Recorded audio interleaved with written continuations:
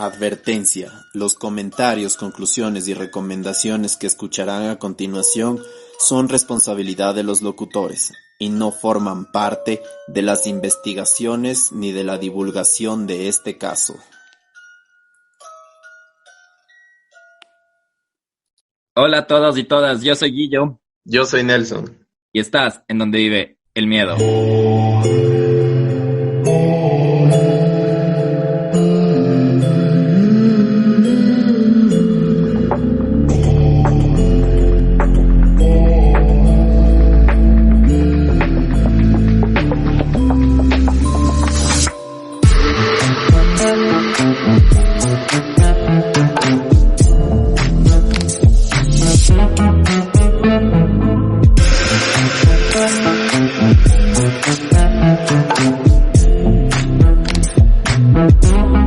Nos siguen mandando historias, Nelson, después de nuestro último capítulo de sus historias, creo que tuvo mucha acogida y la gente nos sigue mandando historias, lo que nos parece súper chévere, y estuvimos leyendo algunas de ellas y vamos a seguir leyendo porque ya son algunas las que nos han enviado y gracias, en serio no podemos estar tan agradecidos de ese cariño que nos tienen.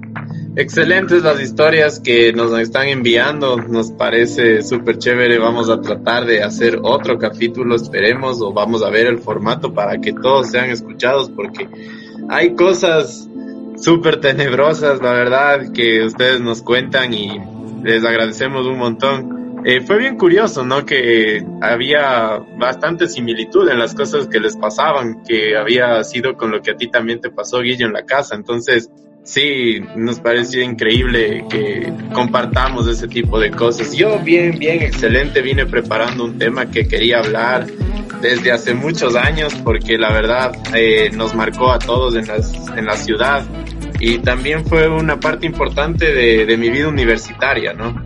Sí, Nelson, yo de mi parte sé de quién vas a hablar y estoy súper emocionado, estoy súper interesado, estoy bastante intrigado, sería la palabra, de ya escucharte. Cuando me mencionaste previo a grabar de quién ibas a hablar, yo estaba súper ansioso de ya empezar a grabar, y creo que el hecho fue en nuestra vida universitaria y nos hizo tener una perspectiva muy diferente de lo que estaba pasando a nuestros alrededores sin darnos cuenta. Cambió, o sea, la ciudad cambió completamente, hasta el día de hoy es súper fuerte ese tema, Guillermo. Yo recuerdo con bastante cariño, porque tenía algunos amigos que habían compartido con ella, con los otros chicos también. Entonces yo creo que cambió, yo creo que hubo un antes y un después en la seguridad de los jóvenes en nuestra ciudad. Entonces por eso creo que voy a hacerle un homenaje, que me honra bastante hablar de este tema. Sí, totalmente, es, como tú dices, marcó historia en hablando concretamente en el país, porque a causa de estos hechos o de este caso, de este suceso, tuvo mucha conmoción y mucha reacción, y no solo social, sino política y legal, como tú mismo sabes y como muchas de las personas que nos van a escuchar deben saber, y tengo entendido que tú nos tienes cosas que tal vez muchos sepan, otros no sepan. Tú me contaste algunos datos y te dije que me dejes de contar y que esperemos para el podcast, porque de hecho ya tienes algunos datos que yo personalmente no conocía, entonces no quiero alargar más. Son datos que hemos realizado en la investigación, pero no les vamos a adelantar ni spoilear nada hasta que comencemos con el caso, para que vayan ingresando también en este mundo de la investigación de este caso.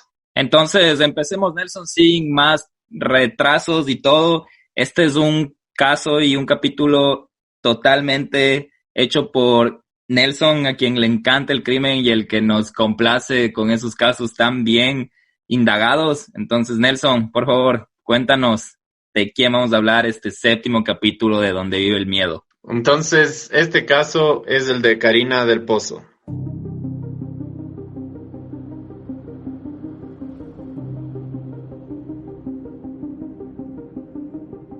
Vamos a comenzar con los hechos. El martes 19 de febrero del año 2013, una joven de 20 años salió de su casa para realizar actividades relacionadas con encontrar trabajo, Como muchas otras jóvenes y como muchos jóvenes a esa edad, nosotros tratamos de buscarnos cómo ganarnos la vida de alguna manera. Se dirigió a varios lugares a registrarse y dejar hojas de vida en locales comerciales de la ciudad. Ella era modelo, pero quería dedicarse a otras actividades para poder seguir desarrollándose profesionalmente. Es así como ella se había topado con Cecilia, su amiga, la que la acompañó durante parte del día y en la noche también. A eso de las 2 de la tarde, estas chicas se reunieron con algunas amigas en un bar en el norte de Quito. Después se encontraron con Juan. Cuando ya empezó a oscurecer, Juan les incentivó a ellas a que se peguen una botella en su casa ubicada en el sector de la Granda Centeno. Y les dijo que invitaría a algunos amigos que ellas ya conocían, que no se preocupen, después les van a dejar a sus casas. Todo normal, como típico día de la semana cuando estás en la universidad o cuando a veces trabajas, entonces todo tranquilo. Juan y Cecilia estaban en una misión, hacer que Nicolás, que era el ex de Cecilia, vaya a la casa de Juan para que regresen, porque ellos habían terminado hace tiempo y habían tenido algunos problemas. Al parecer Karina, como ya era tarde, ella ya quería irse. Pero tras la insistencia de Juan en que se queden hasta que lleguen sus amigos con un poco más de licor, ellas aceptaron. David, José, Manuel llegaron al lugar. También llegó Nicolás con un poco más de botellas y el grupo empezó a amenizar una fiesta. Claro, Nelson, me haces recordar, como tú mencionas, era un típico día, hasta si era entre semana, cuando eras universitario, tienes esta edad, estás en el tema de que así como quieres estar en la universidad, también quieres hacer muchas amistades y el tema social de salirte a tomar unas cervezas o un trago con tus amigos. Y eso es importante que tú mencionas porque es algo de lo que todos hemos vivido. Yo lo he vivido personalmente de por qué no irme a tomar un trago con alguien más o contigo, lo hemos hecho mientras estábamos en la universidad. Y yo creo que era, como tú dices, del día a día de un joven universitario de ese tiempo. Y más que nada, bueno, hasta el momento entendíamos que Karina no había estado en la universidad. La verdad, Cecilia, no tengo los datos acerca de eso, pero bueno, algunos de estos chicos ya estaban en la universidad y también trabajaban ellos. Entonces, era una reunión, algo súper típico que se hace a esa edad entre los 18 y 25, 26 años. No estaba nada raro para nosotros, como por ejemplo ir a tomar entre semana algo, ¿no? Compartir con amigos y todo. Entonces, pero bueno. Yo creo que es mucho tema de esa edad que uno ya, como llega a los 18, 19, ya siente un poco más de libertad y sale con los amigos y todo. Entonces nos decías que así es como empieza toda esta noche de la que muchos ya conocemos.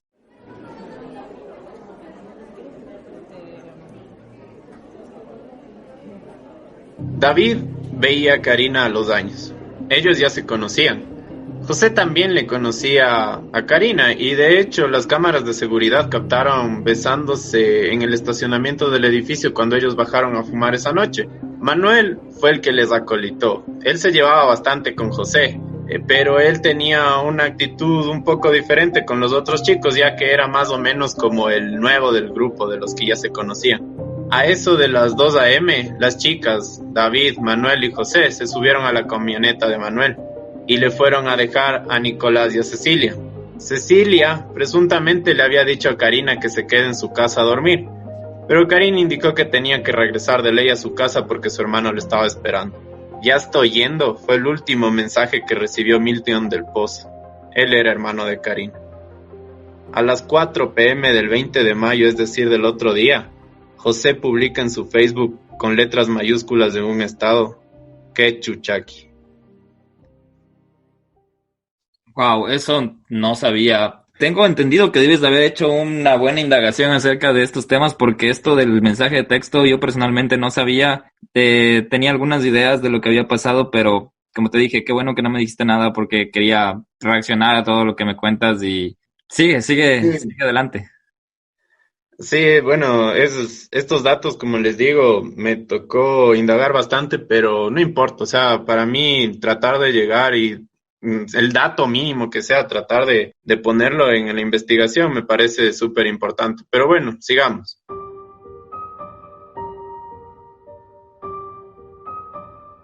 La ciudad se empapeló con fotos de una chica delgadita con una mirada tierna y un claro mensaje que decía: ayúdanos a encontrarla. En esos papeles, en esos pósters digitales, También indicaba que Karina había tomado un taxi la madrugada del 20 de febrero con destino a su hogar y que esa fue la última vez que se le vio. Además, habían detalles de la forma en que Karina estaba vestida. Incluso los mismos con los que ella estaba esa noche habían difundido los pósters de la información. ¿Ya cuándo se empapeló la ciudad? Entre el 20 de febrero y el 23 de febrero empezaron las indagaciones de Milton, que era el hermano de Karina con el que ella vivía, porque recordemos que Karina era huérfana, no tenía papá ni mamá y vivía con su hermano.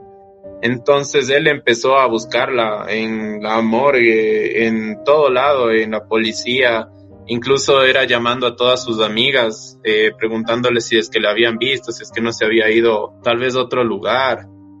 Fuera de la ciudad, es cuando empiezan sus amigas mismo, que era raro porque Cari siempre pasaba en su teléfono posteando actividades sobre modelaje y también ese tipo de cosas. Entonces, por eso se les hizo súper raro y es cuando ellas también empezaron a realizar esto, a compartir y a difundir esta información a partir del 20 de febrero. Ok, ¿por qué, Nelson? Dime si me equivoco, tú creo que sabes más de esto, pero tú solo puedes reportar alguien desaparecido después de las 48 horas o es 24 horas. ¿Cómo funciona ya? Así es, las 48 horas son las más importantes para la búsqueda de una persona que está desaparecida. No, pero te decía ¿cuándo tú ya puedes reportar a una persona como desaparecida? ¿Después de las 48 horas o inmediatamente de la desaparición? ¿No hay como una regla que te diga después de las 24 horas, después de las 48 horas? No, tú puedes reportar a una persona desaparecida desde el momento en que no sabes ni te da respuesta de dónde está. Hasta las 48 horas es el tiempo que se considera importante para la investigación de encontrar la persona en este caso. Pero una vez que tú ya no tienes indicios de la vida terrenal de esta persona, ya se puede denunciar a la policía un desaparecido. Ok, sigue Nelson. Gracias. Poco a poco la gente se empezó a enterar y sentir que conocía a Karina con las noticias, con rumores y rumores, con el que no falta que decía que la conocía, con las lágrimas y la desesperación de sus familiares, de sus amigos en la televisión, en las noticias, en las redes sociales. En las universidades y en los colegios esto se tornó un tema de conversación de todos los días y yo me atrevo a decir que cuando yo estaba en la universidad era súper triste porque en mi universidad habían algunas chicas que también estaban en la escuela de modelaje de Karina y solo estaban llorando. Todo el mundo decía, sí, es que ella se fue a tomar con estos manes que son así, tal y cual, y que ni sé qué. Entonces, como te digo, rumores en todo lado.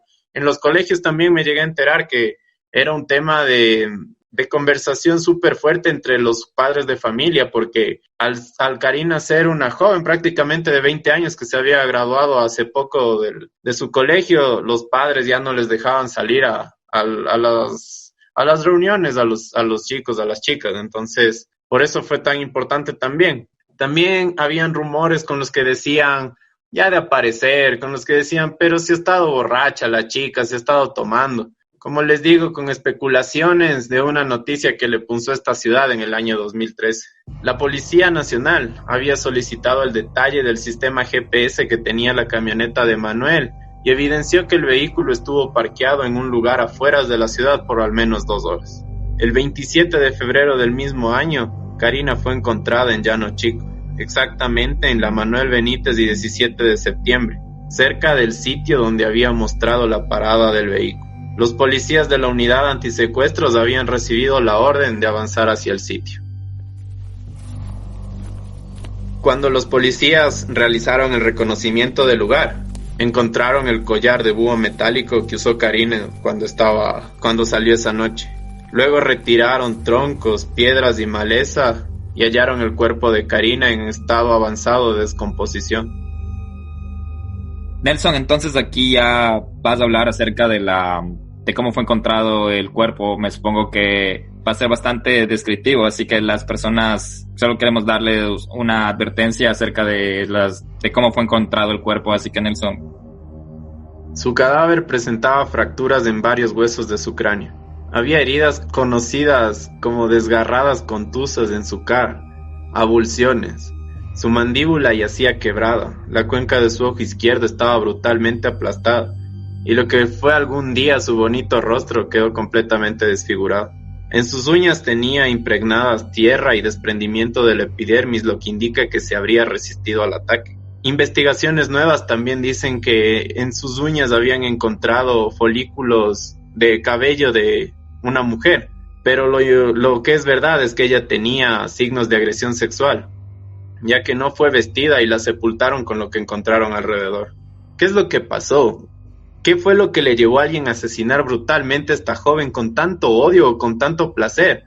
Ya que para realizar ese tipo de heridas, fracturas y daño solo en la cara de una persona, yo creo que se necesita haber tenido emociones súper encontradas y malévolas. Nelson, la verdad, se me hace un poco duro escuchar lo que describes y lo digo personalmente, todos tenemos madres, algunos tenemos hermanas, novias, esposas, y solo el hecho de cómo fue agredida me da un sentimiento de bastante enojo. Ha pasado mucho tiempo de lo que fue este hecho, pero ahora que lo describes y con algunos detalles de los que no conocía, se siente hasta, se podría decir, de quien sea quien lo hizo, y sé que vamos a hablar más adelante, pero un poco de repugnancia del hecho o cómo lo hicieron, porque es un acto primero de cobardía y de enfermedad, te diría. Entonces, ahora que lo describiste me costó escuchar. Te comprendo, porque cuando yo empecé a investigar, porque esto de aquí ustedes lo pueden ver, ya les voy a dar el número de caso para que ustedes pueden ingresar a la página de la Fiscalía y leer lo que dice el informe de medicina legal, el informe de criminalística. No me estoy inventando nada de esto. Entonces, cuando yo empecé a leer, la verdad sentía tanta tristeza, tanto enojo, como tú dices, llegar a dañar a una persona indefensa, porque era una chica súper delgadita que pesaba, creo que aproximadamente unos 60 kilos y era alta. Entonces, tener la fuerza para realizar este tipo de cosas, la fuerza mental, para mí no sé, es algo repugnante, como tú dices. Pero bueno, avancemos. Como les indiqué, estos son los hechos que se conocen y todo lo que podemos hablar en honor a la verdad hasta aquí. Ahora voy a hablar acerca de las versiones de los familiares, amigos y también de los implicados, para que ustedes puedan tratar de indagar y saber quién pudo haber sido el culpable de este atroz acto. Bueno, Guillermo, quiero aquí hacerte una pregunta. ¿Tú has escuchado acerca del caso? ¿Has escuchado acerca de la confusión que hay de las versiones, del innumerable número de mentiras que hayas enrolado con esto? No sé si es que tal vez nos puedes conversar acerca de esto. ¿Sabes qué? Yo, cuando pasó el hecho y como nosotros estamos, como ya mencionaste, en nuestra época universitaria, teníamos amigos, teníamos tal vez conocidos que habían coincidido alguna vez con las personas implicadas, te llena de bastante curiosidad, pero a la vez te pone en modo alerta en saber qué pasó, te pone hasta a pensar que no conoces a la gente que está a tu lado, con quién te tomas una cerveza o con quién te tomas un trago o con quién sales a una fiesta y cosas así. Entonces te pone en duda, me acuerdo de eso. Luego fue un caso que conmocionó un montón al país.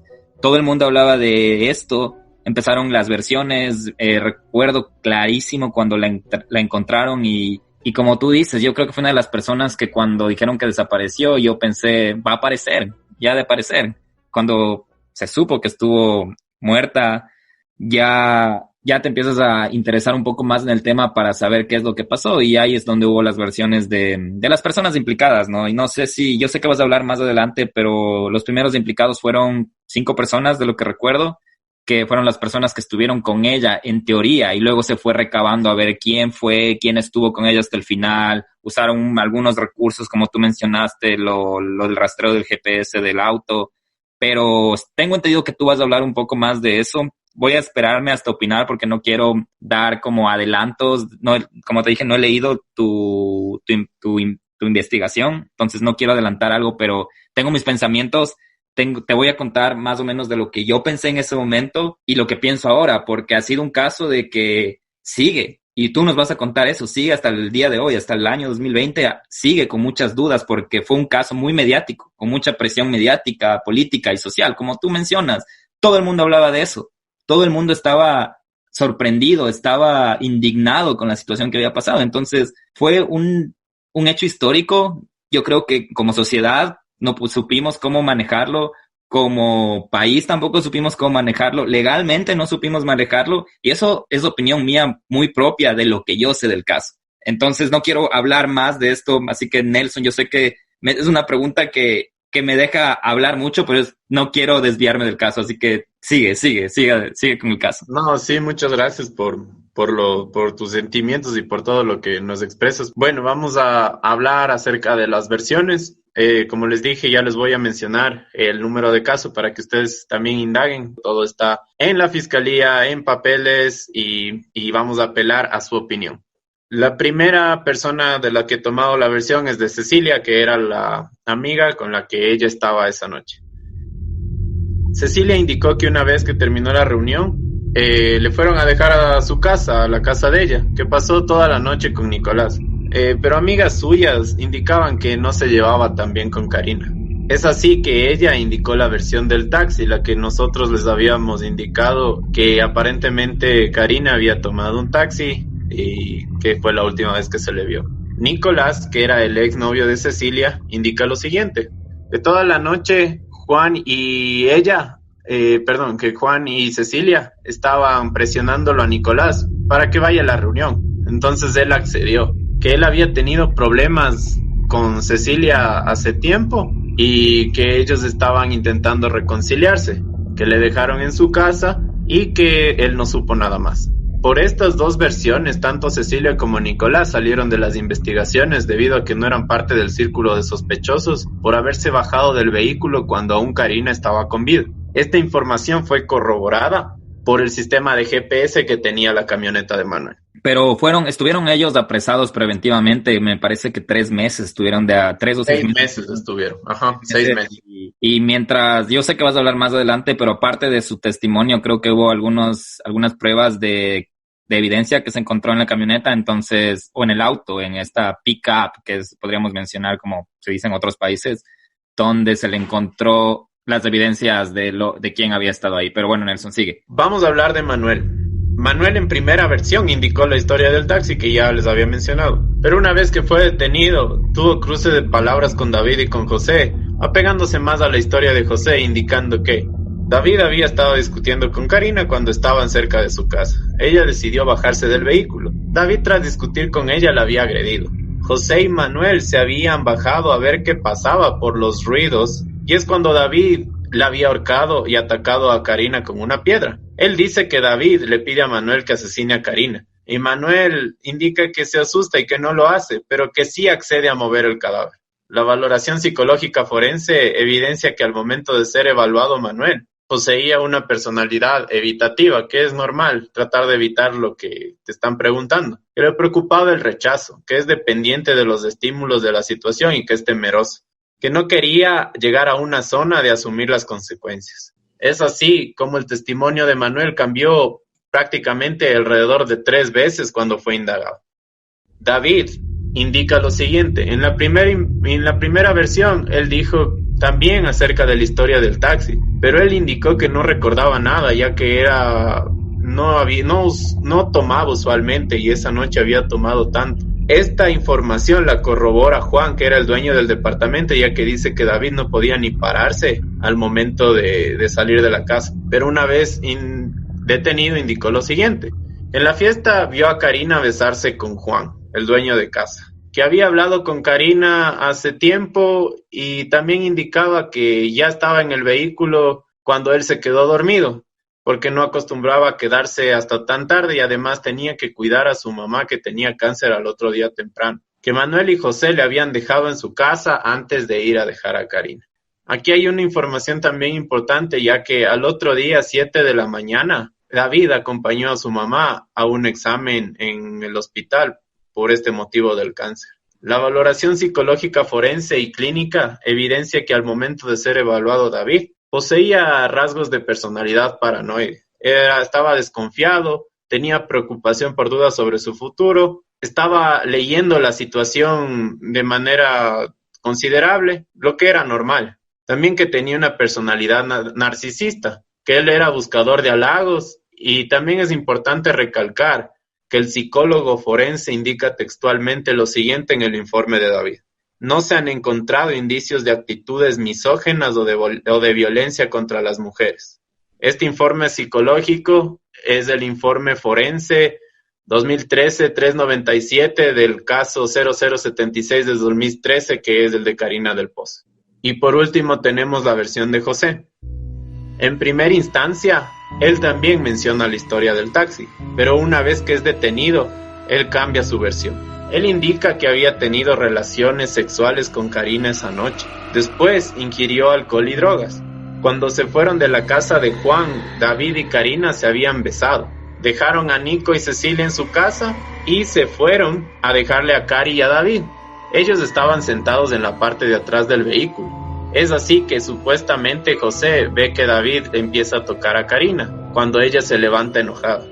David le ordenó parar y se bajó con ella cerca de Llano Chico. Manuel y José escucharon gritos tiempo después, y es cuando Manuel se baja para ayudar a David a terminar con la vida de Karina. En la valoración psicológica forense de José, indica que él tiene una personalidad antisocial, que tiene desapego de remordimiento por causar daño, un apego a su filosofía de vida, que es impulsivo, engañoso y que también es imprudente. Y además se le encuentran dos rasgos de tipo de psicopatía, según la teoría que tomó el doctor, que es la teoría de Theodore Millon. Pero los rasgos que le encontraron de psicopatía era que era un psicópata carente de principios y un psicópata malévolo. El psicópata malévolo usualmente es vengativo, hostil, y tiene la ira para cometer impulsos primitivos, es decir, la persona que se raya de vez en cuando y golpea las paredes o rompe los vidrios. Ese tipo de actitudes tenía en su personalidad José. Además de que era el único implicado con antecedentes violentos, que tenía problemas con la justicia, y algo súper importante que indica el psicólogo forense Ítalo Rojas en su informe es lo siguiente. Expresó que José se refería a la víctima en términos peyorativos y que José había dicho, se lo tenía merecido, era una puta, una drogadicta. Si ella no era ninguna santa, era bien loca la drogadicta puta esa. Lo que pasó después. El 28 de febrero del 2013 se realizó la audiencia de formulación de cargos en contra de 5 de los sospechosos donde quedaron detenidos. El 3 de octubre, meses después, el Tribunal de Garantías Penales de Pichincha acusó en calidad de autores a David Piña, Gustavo Salazar y José Sevilla por considerarlos responsables del asesinato de Karina del Pozo. El 28 de marzo del 2014, la Sala Penal de la Corte Provincial negó los recursos de apelación y la nulidad de la sentencia presentada por los 3 ciudadanos, donde se ratificó la sentencia de 25 años de reclusión mayor a los implicados. Hasta el día de hoy, se sigue peleando por la libertad de David Piña. Manuel Salazar había hablado y sigue manteniendo la versión de que David Piña asesinó a Karina del Pozo. José Sevilla se ha amparado en el silencio y no ha dado palabra alguna de lo que ha sucedido. Es así como este caso nos deja más dudas que respuestas, nos deja más indagaciones, nos deja perplejos, nos deja con iras, con tristeza. No sabemos lo que pasó, hasta ahora no se sabe quién es el verdadero homicida. Sabemos que prácticamente las personas que están detenidas o tienen complicidad o tienen relación con el caso, por varios factores que los vamos a proceder a comentar a continuación. Pero es así, estos son los hechos que sucedió con Karina del Pozo. Qué importante y qué interesante lo que mencionaste de los perfiles psicológicos de cada uno de ellos, de lo que dijeron, lo que se les catalogó. Y eso a mí me deja mucho que pensar acerca de la personalidad de cada uno, valga la redundancia, de cómo era cada uno de ellos. Yo, después de todo esto, después de que pasó el caso, yo he estado siguiendo muy de cerca porque me interesó por el mismo hecho de que, no sé, el mismo hecho de tratar de conocer, porque entre más conoces, más puedes como estar alerta de lo que está pasando. He escuchado muchas versiones, tengo mi punto de vista acerca de lo que ha pasado. He estado siguiendo desde la parte legal de Nicolás y Cecilia, Felipe Rodríguez fue la persona el abogado de Nicolás que estuvo con él el momento de cuando él fue apresado y que lo dejó después de 6 meses, ayudó a su liberación. Y el caso del tema, que es un tema muy, muy sonado ahora hasta la fecha, es de lo que mencionaste acerca de la inocencia de David Piña. Y las pruebas están ahí. Yo te digo, fue personalmente, mi opinión personal, es que después de eso te decía que yo al momento que pasó eso tuve los sentimientos encontrados de que sí, lo hicieron, fueron tales, pero una vez que tú ya empiezas a conocer más del tema, empiezas a esclarecer tus dudas y te das cuenta de que el proceso tuvo bastantes incongruencias. Es por esa misma razón que si me están escuchando y pueden investigar acerca del proyecto Innocent Project, que es una fundación ONG de acá, de los Estados Unidos, que se encarga de tratar de esclarecer estos casos donde alguien fue condenado sin prueba válida. Y eso es lo que pasó con David. No hubo una prueba que de lo que sé, y Nelson, dime si me equivoco, una prueba que valide que él estuvo en el momento, en el lugar de los hechos. Lo que sí hubo para los dos implicados, lo que hubo para Gustavo y José, que se encontró prueba de ADN en el auto, se encontró sangre en el auto de ellos, donde ellos estaban sentados, mientras que David no se encontró nada, hasta lo que yo sé. Lo único que yo supe, como tú dices, que David estaba muy tomado, se había pasado de tragos, pero eso te digo, es un tema que hasta la fecha sigue este proyecto Innocent Project, el abogado representante es el abogado Caña, si no me equivoco, y él está tratando de apelar a una nueva audiencia por esta falta de pruebas con las que él fue condenado, porque hasta él fue condenado como autor del crimen, más no como coautor. Los coautores fue José y Manuel.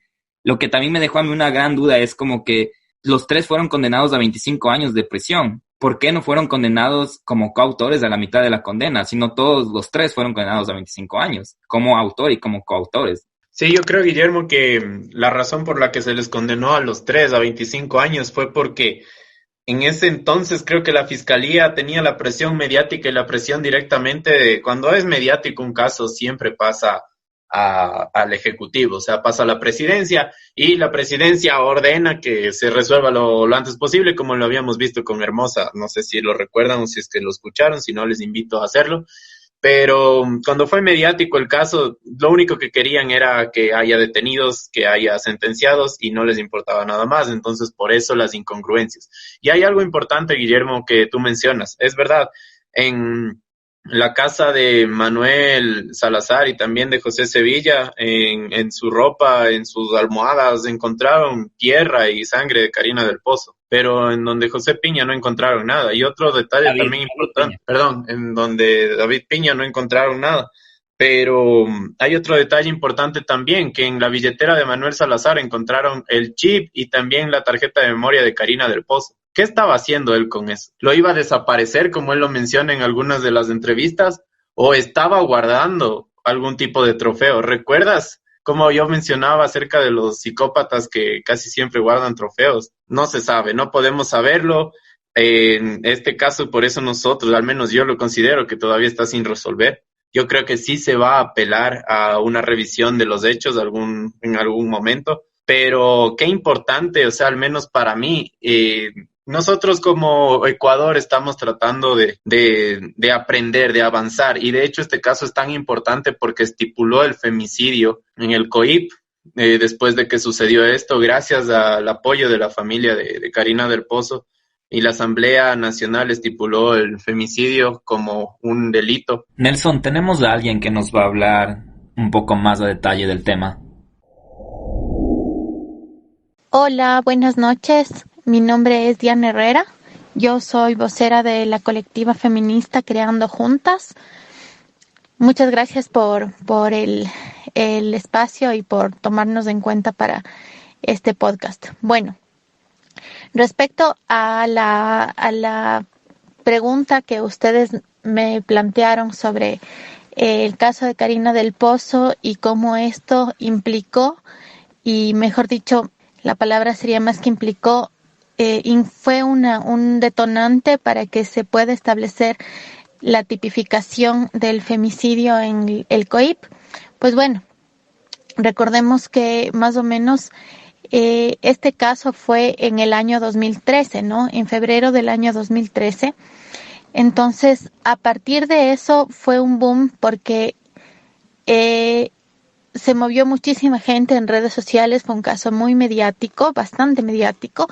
Entonces, ahí surgió esta propuesta de ley para tipificar el femicidio dentro del Código Orgánico Integral Penal que justamente en ese año se estaba debatiendo, ¿no? Así que, bueno, por ese lado yo creo que este caso específicamente, Karina del Pozo, más allá de lo mediático, fue como un eje de lucha y de que se visibilice la importancia de que exista este tipo de violencia ya dentro del código. ¿Por qué? Porque, bueno, a partir del 10 de agosto del 2014, el asesinato de mujeres por odio al género está tipificado como femicidio, según el artículo 141 del COIP, como les comentaba hace un momento. También, bueno, es importante determinar que la violencia contra la mujer se evidencia en relación de desigualdad, ¿no? Es decir, ¿a qué nos referimos en esto? A que cuando se detecta que es el hombre quien tiene el poder dentro de la relación. ¿Cómo nosotros podemos identificar este tipo de situaciones? Es viendo el tipo de estado de ansiedad, la dependencia emocional, la baja autoestima de la mujer, que son síntomas que evidencian que la persona es víctima de algún tipo de violencia. Estos son los principales parámetros que ponen en alerta lo que muchas veces hemos hablado acerca de la espiral de la violencia, que comienza con violencia psicológica y finalmente cuando no hay un adecuado acompañamiento, una adecuada terapia, una adecuada situación en la cual podamos ver a las víctimas termina en femicidio lastimosamente. Igual forma, la tipificación del femicidio nos ha permitido que se identifique este tipo de violencia, tomando en cuenta que Ecuador es uno de los últimos países en tipificar este delito a escala de América del Sur, ¿no? Ahora también quisiera dejar clara la diferencia. Hay dos conceptos, femicidio y feminicidio. Femicidio viene del odio hacia la mujer, la muerte a la mujer por parte de parejas, exparejas, como les comentaba hace un momento, de donde se pueda ver que existe una relación de poder sobre la mujer. Mientras que el feminicidio, esto es la inactividad del Estado, es decir, que el Estado no hace nada o muy poco para eliminar toda la violencia hacia la mujer. Y en ese sentido sí creo que es importante aclarar que el Estado actualmente no nos garantiza los derechos a las mujeres y en tiempos de pandemia de COVID-19 pues lo estamos viendo porque las mujeres dentro del confinamiento están siendo mucho más agredidas, mucho más violentadas por sus agresores, porque están encerradas con sus agresores en casa. Tenemos ya una cifra importante de femicidios desde niñas hasta ya personas de la tercera edad, mujeres de la tercera edad que lastimosamente han sufrido este tipo de situaciones dentro de estos 60 y tantos días de confinamiento. Y el Estado no hace nada. El 911 también refleja un poco de inoperancia porque no alcanzan a atender todas las llamadas, la policía no llega a la hora, al momento adecuado en el que se realizan las llamadas avisando que hay un caso de violencia y la fiscalía pues tampoco está como atendiendo como debería ser, ¿no? Así que en este sentido, yo creo que el feminicidio es importante saber que existe en el Ecuador porque no hay las garantías por parte del Estado y no las ha habido lastimosamente desde hace algún tiempo, desde muchos años atrás, no solo algún tiempo. También es importante que sepamos que estadísticamente la edad de las víctimas de femicidio está entre los 15 y 30 años.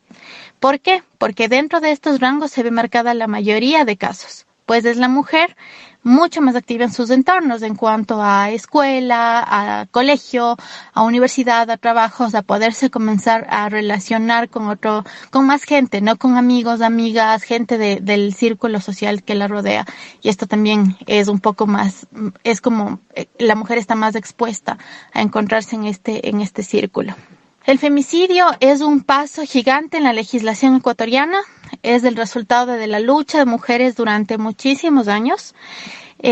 Cabe recalcar también, ¿no?, que existen movimientos y grupos de mujeres que luchamos contra la violencia de género, y la conquista que se ha logrado en estas leyes es algo que es de gran escala. Todavía nos falta muchísimo por hacer, pero ya el hecho de que existe, que se visibilice la muerte a las mujeres por un tema de poder, de poder patriarcal y machista, es un gran avance. También es la primera ley de protección a la mujer aquí en el país, ¿no? Recordemos que después, en el año 2018, se aprobó la ley orgánica de prevención de violencia contra la mujer. Entonces, sin embargo, esto no hubiera sido posible si no tipificábamos primero el femicidio. Ahora, como para finalizar, una feminista muy nombrada que se llama Marcela Legarde, ella es una feminista mexicana, quien también fue diputada allá en México.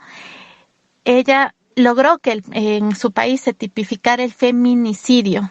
Y es importante recalcar una frase de ella que dice que el feminismo no muerde, pero el machismo sí nos mata.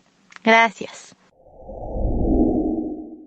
Ella fue Diana Herrera del colectivo feminista Creando Juntas, que nos aclaró muchas dudas acerca del feminicidio y el femicidio. Muchas gracias, Diana, por compartir esto con nosotros. Aparte de esto, también, volviendo al tema, hubo otros temas importantes, Nelson. Dense cuenta también que es importante la valoración psicológica forense, porque yo voy y pongo mis manos al fuego que David Piña no hubiera sido procesado de esa manera en otro país, que utilizara también la psicología forense y también este tipo de estudios, que los tomara un poco más en serio, porque la valoración psicológica, al final, cuando no hay pruebas, es lo que te puede dar un indicio a encontrar un culpable.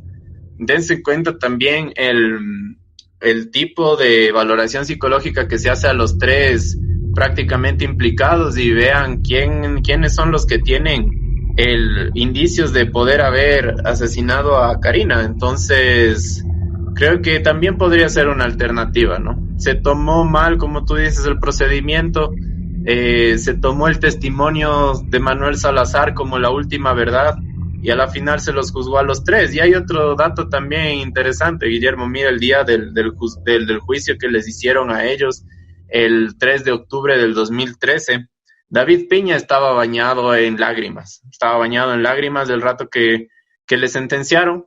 José Sevilla le había dicho a un policía al momento que le sentenciaron: bueno, lléveme rápido a la cárcel porque ya mismo se acaba el partido de Ecuador contra Bolivia. Manuel Salazar había dicho: qué pendejada de país, por par piedrazos te dan 25 años. Veamos también ese tipo de actitud. Yo sé que podría ser irrelevante al caso, ¿no? Pero se pueden hacer un montón de cosas todavía. La Fiscalía, también la parte legislativa del Ecuador, puede examinar psicológicamente a estas personas nuevamente para hacer incluso una rebaja de condena, para determinar quién fue el asesino en verdad. Para mí el caso, como te digo, Guillermo, algún día se va a abrir. Algún día se va a reabrir y ahí podremos tener más datos, pero por el momento creo que los únicos que pueden juzgar somos los que estamos atentos a esto, y también las personas que pueden de alguna manera saber que es importante, que la vida de las personas tiene que ser libre. O sea, el hecho de que seas una mujer, que estés en la noche con 3 hombres, no te tiene que dar para que te dé miedo salir. O sea, yo creo que debe ser cultural el tema de erradicar el machismo, de erradicar la violencia de esta manera. O sea, todos creo que tenemos que ser libres de poder hacer lo que queramos y estemos seguros. Entonces, eso también es otra parte importante de lo que les quería mencionar. Sí, este caso nos deja un montón de dudas acerca del proceso judicial del país, nos deja dudas de qué es lo que pasó, nos deja dudas de cómo fue procesado, nos deja, como tú dices, de la reflexión de que lamentablemente a veces estamos acostumbrados a que cuando pasa alguna de estas cosas apuntar con el dedo, decirle pasó por tal cosa, y no nos damos cuenta. Y creo que eso fue una de las razones grandes de por qué esto se volvió tan mediático, y la fiscalía y el gobierno decidió tomar esta acción por la presión de culpar con el dedo, de decir, sí, fueron las 3 y querían verlos colgados a los 3. ¿Y qué hizo la parte judicial? Dio gusto a la presión mediática y social que tuvo este caso. Entonces, al hecho de nosotros, hay que tener en cuenta que una fiscalía o un tema legal no solo busca culpables, sino también esclarece inocencias y esclarece casos, ¿no? Y como te decía, este caso nos lleva mucho a la reflexión, porque yo recuerdo que como idiosincrasia, buscando culpables cuando esto pasó, buscábamos culpar hasta la pobre afectada, cuando no, ella no tuvo la culpa de nada. La única culpa que ella tuvo fue de confiar en los que pensó que eran sus amigos. Y esa culpa la hemos vivido todos, porque como te digo, nunca vas a acabar de conocer a las personas. Cuando esto pasó, conmocionó, nos dejó, creo, por un buen tiempo a muchos de los jóvenes en ese tiempo pensando con quién estoy al lado, con quién he salido el fin de semana, con quién he salido entre semana, con qué grupo de amigos, porque te acuerdas, Nelson, si salías con 3 amigos a las 8 de la noche, a las 10 había otros 8 que no conocías, pero con ellos estabas tomando una cerveza, estabas bailando, estabas pasando bien, y nunca sabes qué puede pasar en la cabeza de estas personas. Entonces nos lleva mucho a la conciencia, nos hace pensar en que debemos saber cuidarnos y también saber tratar de identificar a las personas peligrosas que están alrededor nuestro, y todos estamos vulnerables de este caso, de este tipo de acciones. Entonces, tener bastante conciencia y no estar buscando culpables, porque todos podemos pecar de confiar en una persona. Eso sí, Guillermo, también mencionar que de todos los 3 implicados, del único que se sabe, a David Piña fue el que le violaron brutalmente en la cárcel. La verdad, yo creo que él también ha sufrido bastante, ¿no? Porque justo 3 días después de ser detenido, su madre, por la que luchó contra el cáncer de ella por bastante tiempo, fallece. Encima de eso fue violado en la cárcel y lo sentencian a 25 años, que presuntamente puede ser inocente. Entonces, y que él no se acuerda. O sea, yo no sé, nunca la verdad he estado en el estado de no saber qué pasó ni nada, pero no sé, o sea, sí debería ser horrible que te culpen por algo que no recuerdas. O sea, debe ser algo fatal también, ¿no? Y bueno, los otros chicos también que están detenidos, creo que Manuel está en la misma cárcel de David. Entonces no me querría imaginar la convivencia el rato que David, si es que algún rato lo ve a Manuel, cómo reaccionaría o algo. O sea, si es que él tiene todo esos antecedentes, ¿no? Te cuento un poquito Pero de cómo, de lo que yo leí, de lo que sé, cómo está el caso ahora, porque también les invitaría a la gente que nos escuche. Hay un reportaje de un canal televisivo del país que ha seguido muy de cerca en el transcurso de años, desde que pasó el caso, en tratar de esclarecer qué es lo que pasó, y lo hace muy, muy claro, valga la redundancia de cómo lo explica, y les va a dar mucho que pensar, porque habla acerca de las versiones de cada uno de ellos, y ustedes van a ir pensando desde cómo pensaron al inicio hasta qué es lo que piensan ahora, y los dejo a libre opinión, porque pueden escuchar cómo habla Manuel Gustavo Salazar, cómo habla él en su entrevista, escuchar a David, y solo el hecho de ver esa diferencia de tipo de cómo ellos hablan te deja mucho en qué pensar, en quién fue el culpable y quién no fue el culpable. Como dice, sí, él fue violado lamentablemente, y por eso también se abrió una denuncia a la correccional de la Tacunga, creo que era donde él estaba, donde compartía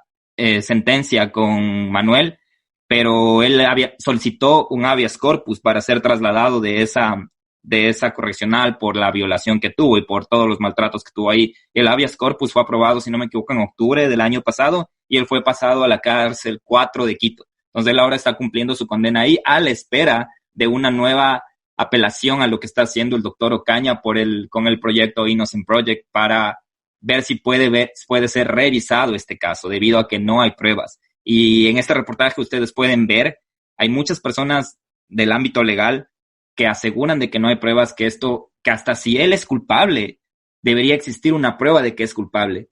Pero en papel, en parte legal, él no es culpable como autor, porque no hay pruebas. Entonces, te doy mi opinión personal, te doy mi opinión bastante personal, y después de haber visto ese reportaje, yo me quedo con la idea de que él no fue autor del crimen. David Piña no fue autor del crimen. Si los 3 son culpables, puede que sí, pero estoy, de mi parte personal, seguro que él no fue autor del crimen. Hay otros detalles que creo que me contabas tú el otro día de esto, no sé si... Sí, o sea, como te decía, hay bastantes inconsistencias en el caso. Otro detalle que también habíamos mencionado es que una de las últimas exámenes forenses es que encuentran folículos de los cabellos de una mujer en las manos de Karina. Pero eso también, a mi parecer, me choca un poco porque incluso a Manuel Salazar también le sorprendió.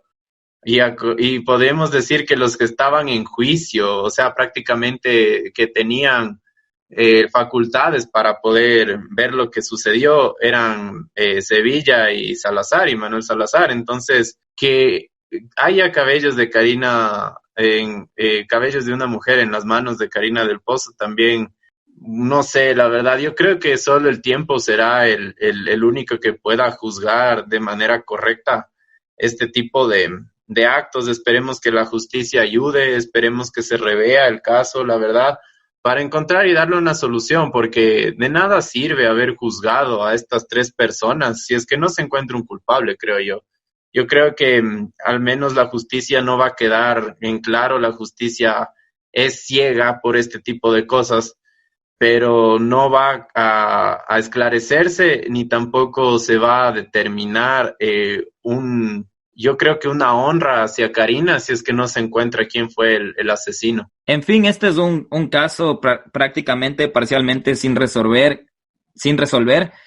Esperamos que les haya gustado o les hayamos contado un poco más acerca de lo que algo de ustedes no sabían. Yo me enteré algunas cosas de las que no sabía. Gracias, Nelson, por toda tu indagación. Y es un caso, como les digo, parcialmente sin resolver. Pueden seguir investigando, pueden ir chequeando. Esto va a seguir, está parado por toda la situación del país, pero mírenlo, escúchenlo, saquen sus propias conclusiones. Nosotros estamos abiertos de cualquier tipo de comentario que tengan. Estamos un poco ansiosos y acerca de este tema, pero Nelson decidió prepararlo y yo con todo el apoyo del mundo dije, hagámoslo. Si es que ustedes quieren rever el caso, si es que ustedes quieren rever el expediente, lo pueden buscar, es del caso 76 del 2013, lo pueden buscar en la página de la Fiscalía o a su vez en el de la Policía Nacional, el Ministerio de Gobierno. Esta es toda la información que nosotros hemos encontrado. En base a este caso, también yo personalmente he tratado de indagar en Facebook, en redes sociales, he estado un poco de stalker de esto, de esas fechas para ver qué otra información adicional saco. Creo que no he especulado nada que no sea realidad. Entonces, eso, yo quiero escuchar sus opiniones, quiero saber qué les parece, quiero saber si es que les gustó este homenaje que se le hizo a Karina del Pozo, tratando de encontrar la verdad, que estamos en un tema transitorio acerca de la disposición final de este caso, pero pueden opinar. Yo quiero también leer, quiero escucharles, quiero ver qué nos dicen acerca de esto, si es que les pareció bien. Tenemos muchos casos más aquí en el Ecuador con el mismo tinte. Tenemos este caso también de este chico que no se le encuentra todavía, el que le había tomado un bus en la central y desapareció. No sé si Guillermo, si sabes de él, creo que se llama David Romo, me parece. Entonces tenemos muchísimos casos que podríamos analizar sin resolver, pero esto ha sido nuestro granito de arena a este aporte. Por favor, chicos, chicas, siempre que ustedes puedan, cuiden a sus amigos, cuiden a sus amigas. No sabemos cuándo puede ser la última vez que los veamos. Si es que están muy tarde, acolítenles para que se queden en su casa. Ustedes también quédense en su casa. Utilicen las plataformas como por ejemplo el 911, que tiene una aplicación que cuando vayan a su casa pueden activarla para que se activen las cámaras de los taxis, anoten las placas. Cuídense mucho, por favor. Ahorita que ya estamos, creo que a vísperas de que ya se podrá hacer un distanciamiento social y volver a salir, entonces tengan mucho cuidado siempre. Y eso es todo. Espero les haya gustado. Sí, gente, no tengan miedo, solo tengan miedo cuando escuchan Donde Vive el Miedo, y si es que si quieren tener menos miedo, hay que entender y informarse para que así puedan estar más tranquilos. Así que esto fue nuestro granito de arena, tratarles de informarles un poco acerca del caso. No se olviden de que si tienen alguna duda, algún comentario, nos pueden encontrar en Instagram, @donde vive el miedo, en Facebook, @donde vive el miedo podcast, o escribirnos o mandarnos sus historias a nuestro correo, que es donde vive el miedo podcast @gmail.com. Cuídense, quiéranse bastante, ya mismo salimos de esto, esperemos que salimos de esto, aunque sea con el distanciamiento social, sean disciplinados. Les mando un abrazo grande, muchas gracias por seguir escuchándonos, hasta el próximo domingo, bye. Hasta el próximo domingo, cuídense, un abrazo.